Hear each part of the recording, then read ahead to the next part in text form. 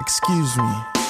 Welcome to episode 2 of the FAB Podcast on Wood Sports Radio. The FAB Podcast is a monthly show for women in the sports business, and we believe that women in sports deserve equal coverage.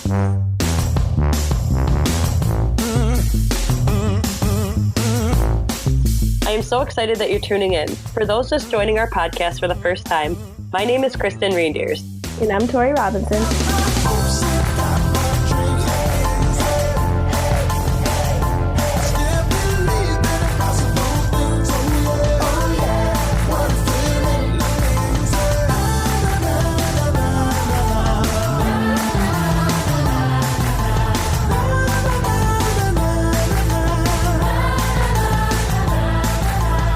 FAB stands for Females in Athletic Business, which is a trade organization for professional women and students pursuing careers in the sports business industry. FAB is designed to bring together women of all ages who love putting their passion for sports to work for them. We want to give a huge thanks to our sponsor, It's On, for making our podcast possible. It's On is a lifestyle and apparel brand devoted to motivating players and people to achieve through hard work, dedication, discipline, and effort. It's On currently sells many different types of t-shirt designs to rep your city. Make sure to check out their website at itsoneverywhere.com and follow them on Instagram, Facebook, and Twitter at It's On Everywhere. Looking ahead in the next few months, FAB will be hosting a spring training for your career event on April 20th in Lansing, Michigan. Registration will begin in early this month, and the theme of the event will be Survive, Thrive, Change. We will cover the topics of sexual harassment in the workplace, ways we can bring change for women in our industry, and how to handle mental health strains that can affect women in our industry, like being available at all hours, getting little or no feedback, the ups and downs and moves, depending on wins and losses, and so much more. The keynote speaker is Terry Jackson. This is going to be such a great event packed with information. Did you know that joining the Females in Athletic Business organization is 100% free to join, with many networking opportunities, friendships, and insights on jobs?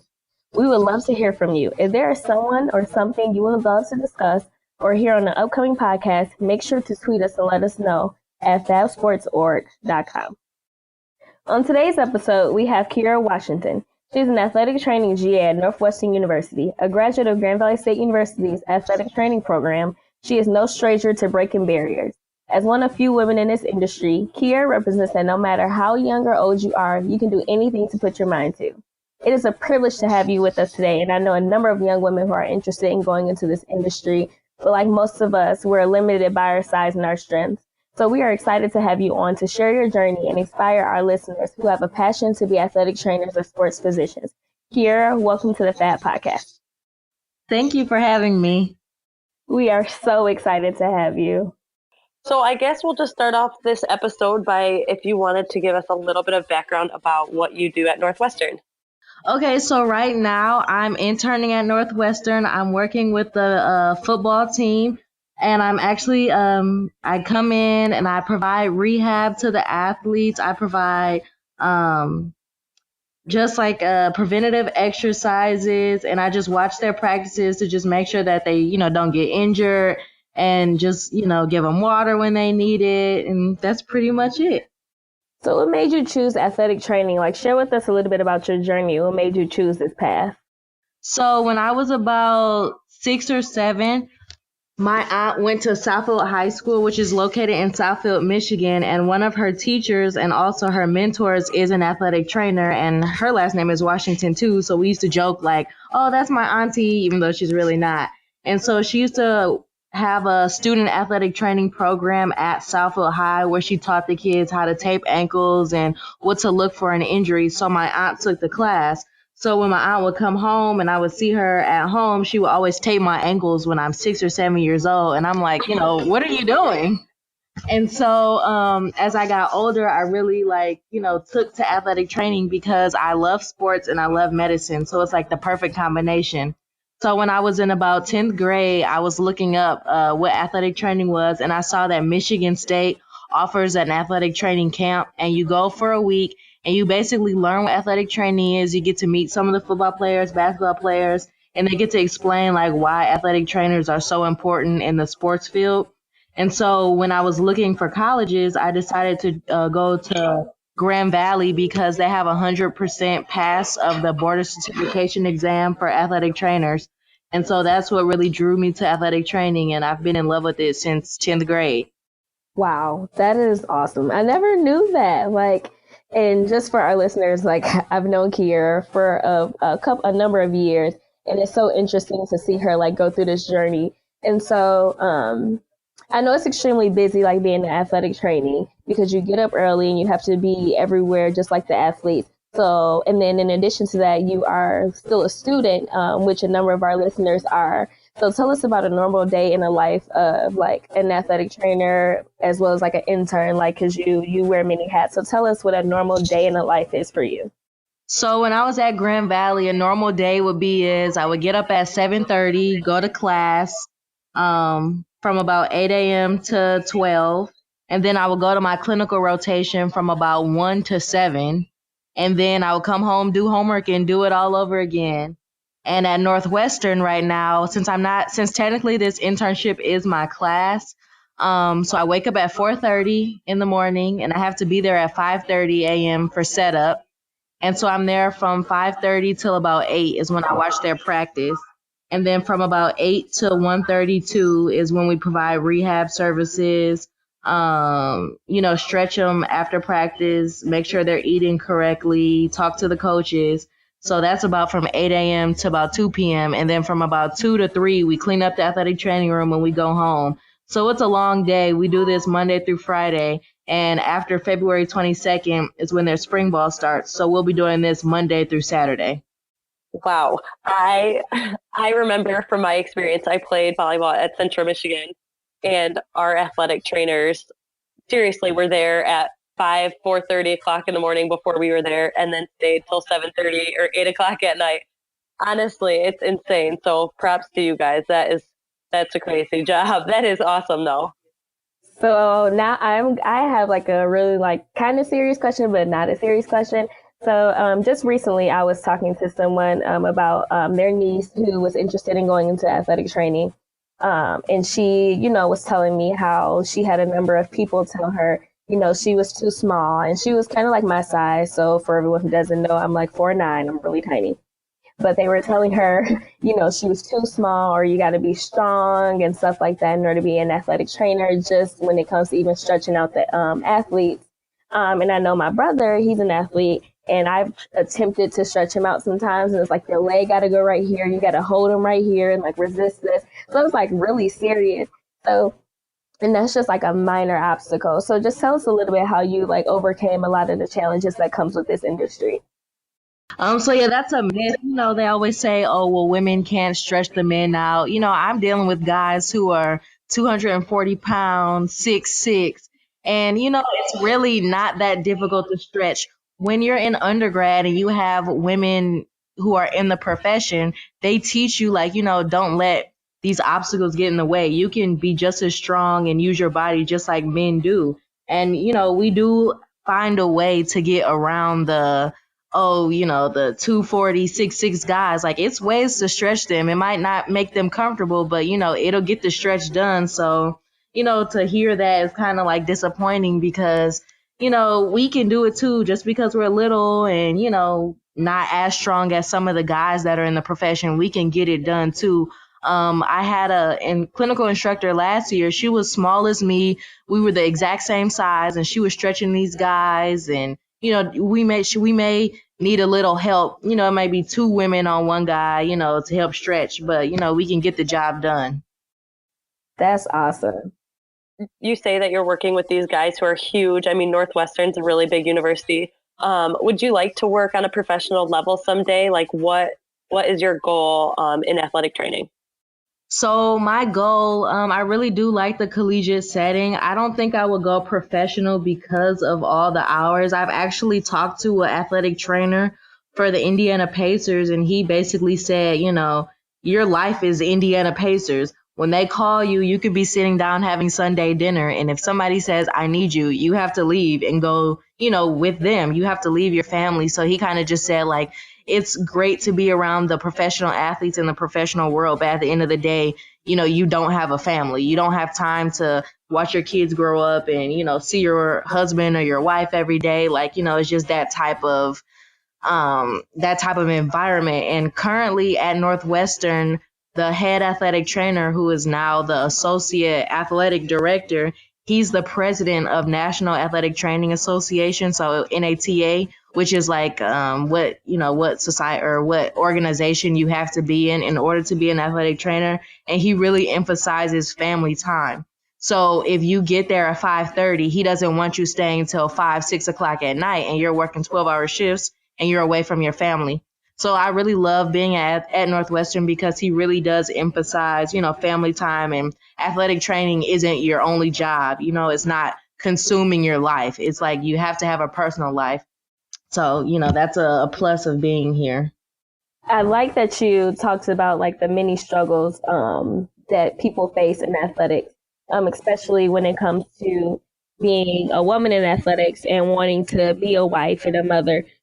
And we hear all the horror stories of if you want to work in athletics, you can't be a mom, or it's hard to raise a family and things like that. And I was talking to a good friend of mine who's actually an athletic director, and she told me that a lot of the reasons why women are so far behind in this industry is because we're not so eager to get up and move. Like, it's so easy for a man to get up and be like, oh, I got this job offer, I'm moving to Tennessee. But as a woman, we are so wrapped up in, oh, well, if I do this and I can't do that, or, we have so many limits to like moving away. So Kierra, you're from Michigan and you already showed like your drive to chase your dream. So what gave you the courage to up and move so far away from home, like a different time zone? Like, you're far away from home. It's great that you brought that up about having a family and the challenges that presents itself. When you work in this industry, it's really hard to have a family. And as women, it's really hard for us to, be that wife and be that mom that we want to be. Especially, when jobs present themselves in this industry, it's easy for men to get up and move and, walk away. Not necessarily walk away, but they can get up and move away. We see right now athletes are being traded and going all these which way places, and as women, it's hard for us to do that. And so, you're from Michigan, so you're a pretty good distance away from home. So what gave you the courage to kind of show that drive now, chase your dreams? Like, what gave you the courage to move so far away from home? Well, I've always wanted to move out of Michigan. I kind of wanted to move to warmer weather, but obviously it's not the case. We're supposed to get about 2 feet of snow tonight.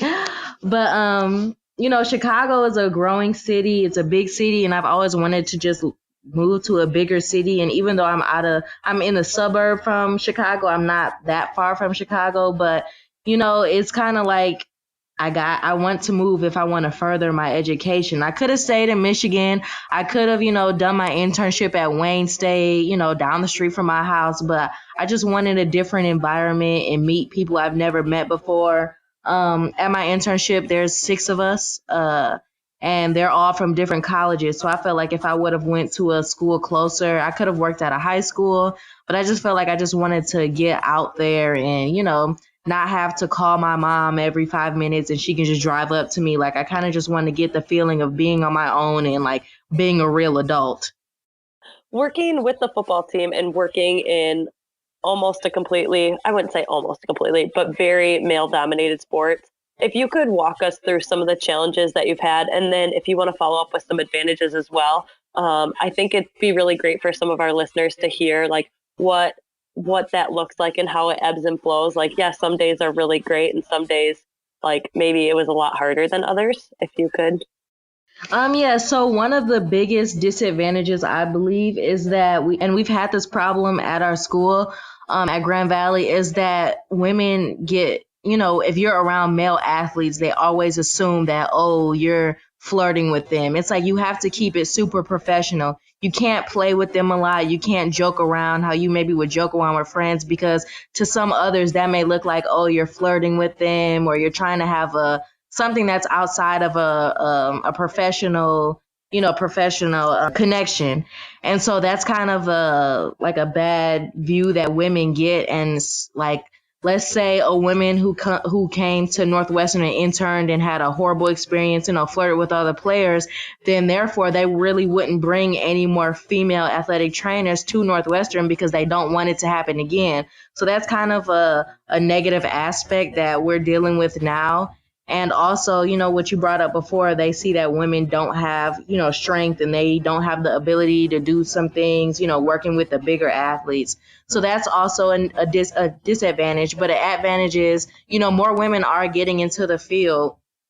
And so you see a lot more women. Like at Northwestern, there's probably more female athletic trainers than male athletic trainers, which is like something that I really love about it because, it is a male-dominated field, but coming here, it really looks like it's a female-dominated field. And at my school, in my program, out of the 12 of us that just graduated, 7 were female and 5 were male. So women are coming up in the field. It's taking a little longer, but we are coming. That's great. That's so good to hear. Yeah. So any advice that you would give females looking to get into athletic training or the sports industry as a whole? And I know, like, with some of my friends at Central, like, I know that the schooling was really intense. If there's anything that you could give any advice on that and how you got your internship with Northwestern. So any advice I would just give is just to don't give up. Like you said, the schooling is very rigorous. You learn a lot in a short amount of time. But just keep up with your schooling, especially if this is something you really want to do. Do internships during the summertime.